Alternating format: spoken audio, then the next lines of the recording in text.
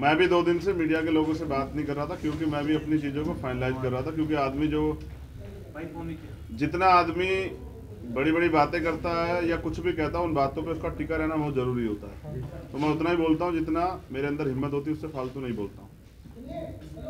मैं समझता हूँ कि 6 महीने पहले से हमने भी ये प्रयास किया था कि बहुजन समाज 85% बहुजन समाज इकट्ठा हो, जिसके लिए हमने अखिलेश जी पे भरोसा किया कि वो इस आंदोलन को आगे बढ़ाएंगे। और 6 महीने से लगातार हमारी मुलाकातें भी हुई, सकारात्मक बातें हुई। हमारे जो मुद्दे थे, क्योंकि आप जिसके साथ गठबंधन में जा रहे हैं, क्योंकि सरकार बनने के बाद वो तानाशाही हो जाता है, और पिछला कुछ इस तरह का कार्यकाल भी एक लंबा समय का रहा है। तो जो मुद्दे थे, जैसे प्रमोशन रिजर्वेशन का मामला, सामाजिक न्याय का मामला, बैकलॉग का मामला, सब पे बात हुई। मुस्लिम साथियों को भी उन्होंने 18-19% आरक्षण देने की बात की थी।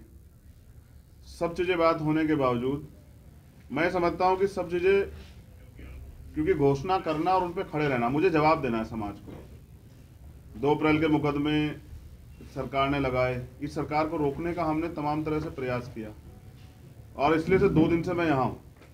1 महीना 10 दिन से हमारी बातचीत चली और अंत तक पहुंची, क्योंकि पिछले 9 साल से लगातार हम बहुजन समाज के लोगों को इकट्ठा करने का काम कर रहे हैं। बड़ी मुश्किल से हम अपने लोगों के अंदर रीढ़ की हड्डी पैदा कर पाए। उनका विश्वास टूट गया था कि भाई वो आगे नहीं बढ़ पाएंगे, क्योंकि जब हमारे आंदोलन की विचारधारा बदली, जो पिछला आंदोलन था, तो तकलीफ हुई। अच्छा, इस विषय में ये भी याद दिला दूं कि आज बहन जी का जन्मदिन है, तो माननीय बहन जी को भी जो है जन्मदिन की हार्दिक बधाई। वो दीर्घायु हो, स्वस्थ रहें, और उनके लंबी उम्र की मैं कामना करता हूँ तथागत बुद्ध से। भरपूर प्रयास किए गए, क्योंकि हमारे लोगों का एक भरोसा है। पिछली बार जो अखिलेश जी की सरकार में हुआ, उनको ये डर है कि अगर हमारा लीडर वहां नहीं होगा तो कल जो सरकार बन जाएगी हमारे लोगों के वोट से, तो मुझे नहीं लगता कि उन पे सारे मुद्दों पे बात हो पाए, क्योंकि जो उनकी पार्टी से शेड्यूल कास्ट के लीडर जीत के जाएंगे या नहीं भी जाएंगे, वो बेचारे अपने राष्ट्रीय अध्यक्ष के प्रति खिलाफ नहीं हो सकते। पूरी जिम्मेदारी से 2 दिन यहाँ रहने के बाद, सारी पार्टी कार्यकर्ता बात करने के बाद, सारी चीज़ों को छोड़ के हमने तय किया कि बीजेपी को रोकना है, किसी भी कीमत पर रोकना है। हम लोग बीजेपी को सत्ता में नहीं आने देंगे, क्योंकि मैं निर्दोष होते 16 महीने जेल में रहा, 100 से ज़्यादा मुकदमे। आज भी आप देख लो कि प्रेस को नहीं करने दे रहे हैं। मुख्यमंत्री खुद प्रेस करते हैं, प्रधानमंत्री मास्क उतार उतार के घूमते हैं सारे में। तो बीजेपी ने जो 69,000 शिक्षक भर्ती घोटाले के, इन सबको रोकने के लिए हमने एक कदम बढ़ाया। सकारात्मक रही सब चीज़ें, लेकिन अंत समय में मुझे लगा कि अखिलेश जी को दलितों की जरूरत नहीं है। वो इस गठबंधन में दलित नेताओं को, दलित लीडरशिप को नहीं चाहते। वो चाहते हैं कि उनको दलित वोट करें, लेकिन मेरा डर ये था कि अगर दलित उनको वोट कर देंगे तो कल जो उनके ऊपर एक आरोप पिछली सरकारों में भी रहा, क्योंकि मान्यवर काशीराम साहब को मैं नेता मानता हूँ, उन्होंने भरोसा करके नेताजी को मुख्यमंत्री बनाया, फिर क्या हुआ आपके सामने। इसी डर को समाज के अंदर डर था। सारे बुद्धिजीवियों ने, हमने खुद में भी चर्चा की, सब लोगों ने कहा कि आप खुल के बात कीजिए कि कल ऐसा तो नहीं कि सरकार जाने के बाद, सरकार बनने के बाद जो है हम अपने विषय पे बात ही ना कर पाए, दलितों के साथ फिर वो शोषण हो, घर जलाए जाए, उनकी जमीन कब्जाई जाए, उनको पीटा जाए, उनको सता जाए, महिलाओं के रेप हो, हाथरस जैसे कांड हो। और 2 दिन में निराशा हुई कि 1 महीना 10 दिन के बाद उन्होंने कल अपमानित किया। ये दुखद। अपमानित किया आपको? ये बहुजन समाज के लोगों का उन्होंने अपमान किया है। किसने सर? अखिलेश यादव ने। मुझे ये भरोसा था कि वो भी एक बार कह दिए नाम, वो भी 85% बहुजन समाज के लोगों को इकट्ठा करने का प्रयास करेंगे, क्योंकि हम सब लोग भाजपा को रोकने का प्रयास कर रहे थे। मैं समय तक यहाँ पीठ के दर्द के बाद भी 2 दिन से हूँ कि किसी तरह से बात सकारात्मक हो जाए, लेकिन कल आने के बाद उन्होंने कहा था कि मैं शाम तक बताता हूँ, उनका जवाब अभी तक नहीं है। तो मैं समझता हूँ कि वो इस गठबंधन में दलित समाज के लोगों को नहीं चाहते, जबकि बड़े पैमाने पे हमारे साथी जो हैं, जो कार्यकर्ता, जिनकी वजह से आज चंद्रशेखर यहाँ बैठे हैं, बीमार में आजाद समाज पार्टी के, उनकी ये मन था कि वो बीजेपी को रोकने के लिए इस गठबंधन का हिस्सा बने। मैंने कल ट्वीट भी किया था, आप सब लोगों ने अपने मीडिया के माध्यम से चलाया, तो मैंने कहा था कि आप अगवा हैं, आपकी जिम्मेदारी है। दलित समाज, पसमानदा समाज, आपका दस्तकार समाज, पीड़ित समाज, वंचित समाज, पिछड़ा वर्ग के सारे नेता आपके साथ इसलिए इकट्ठा हो रहे हैं कि आप सामाजिक न्याय करेंगे।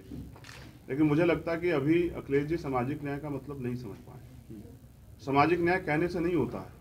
हम काशीराम साहब को मानने वाले लोग, जिसकी इतनी संख्या बारी उसकी इतनी हिस्सेदारी की बात करते हैं, तो 25-25.5% दलितों की हिस्सेदारी ये है कि वो उनको गठबंधन में नहीं रखना चाहते। मीडिया के लोगों से मुझे शिकायत है कि बिना मेरे किसी ऑफिशियल स्टेटमेंट के, ना उनके कोई ऑफिशियल स्टेटमेंट के, आप लोगों ने भी किसके कहीं से खबरें चला दी कि ये सीट मिल रही है, वो सीट मिल रही है। यहाँ इस प्रदेश में महिला सुरक्षा की है, ये लड़ाई इस प्रदेश में हक अधिकार की लड़ाई इस देश में बुनियादी है, मुद्दों की राजनीति है। मैं धर्म और उसकी राजनीति में नहीं जाता हूँ कभी। लड़ाई मुद्दों की राजनीति की, और मुद्दों पे बात नहीं होगी।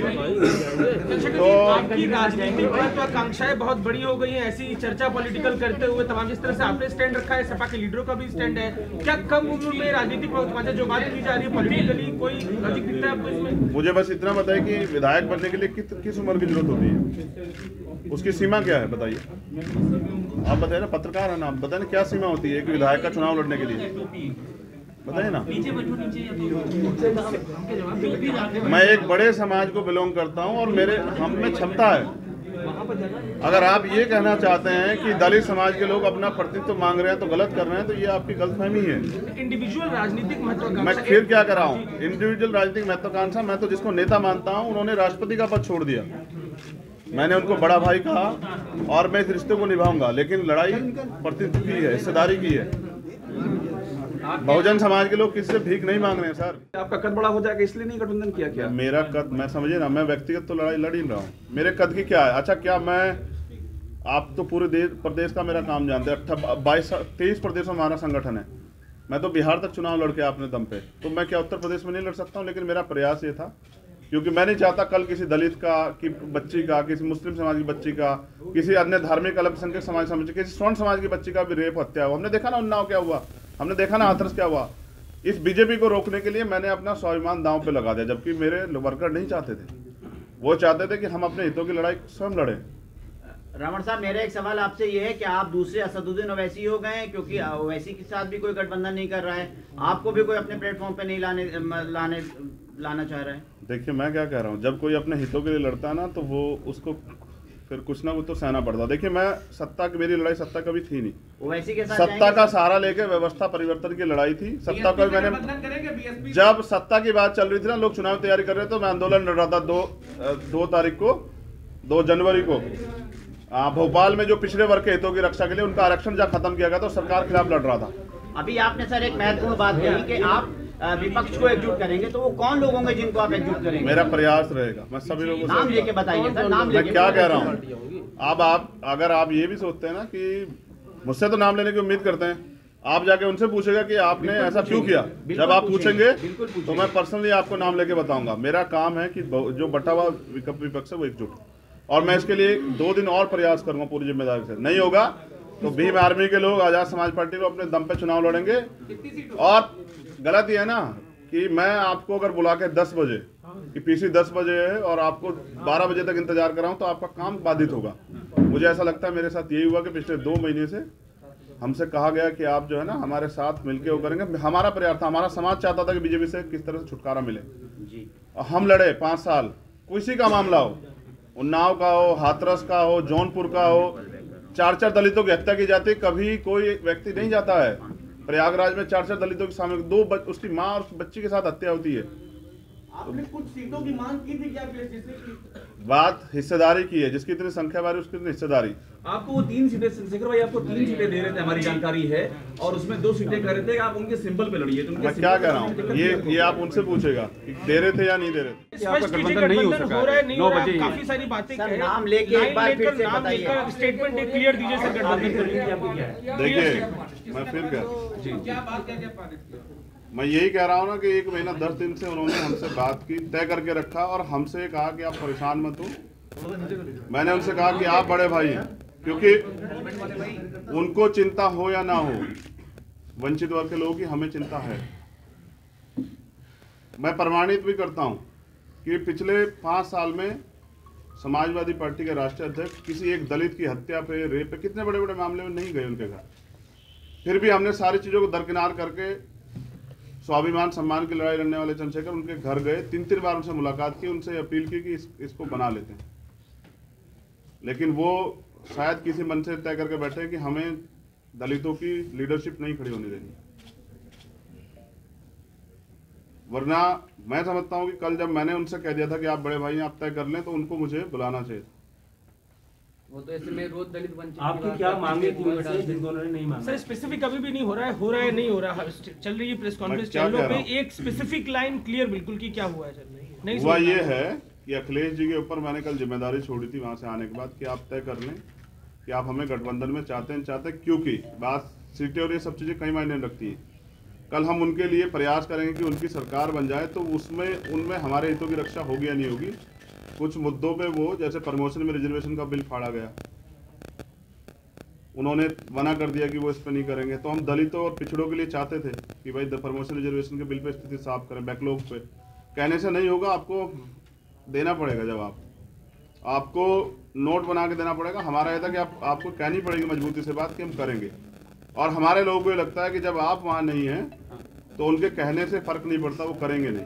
क्योंकि पिछले भी हम पे एक उदाहरण है, लंबे समय से कितने मामले हुए हैं, और अखिलेश जी की चुप्पी साबित करते हैं कि वो दलितों को, जैसे बीजेपी आज खेल कर रही है ना कि दलितों को खाना खा रही है, वो आज भी साबित कर रही है कि लोकतंत्र में जहाँ सबको बराबर की हिस्सेदारी, सम्मान है, अवसर है, वहाँ वो भी जिस तरह खेल कर रहे हैं। मुख्यमंत्री कल दलितों के खाना खाने गए, तो बीजेपी जैसा ही जो है ना व्यवहार उनका कल देखने को मिला। चंद्रशेखर भाई, एक सवाल आपसे ये है चंद्रशेखर भाई, देखिए ये पहले तो ये क्लियर कर दें। एक सेकंड, जी एक छोटा सवाल ले लें। बस एक सेकंड। 2 दिन से आप इंतजार कर रहे हैं ना? मैं भी 2 दिन से, मुझे 9 साल हो गए हैं इस लड़ाई को लड़ते हुए। 9 साल से मैं इस लड़ाई को लड़ रहा हूँ, और कभी भी दलित, पिछड़ों पे, आदिवासियों पे, पसमानदा पे कभी उनके हितों की रक्षा की बात होती है, चाहे सीएनपी और एनआरसी का मामला हो।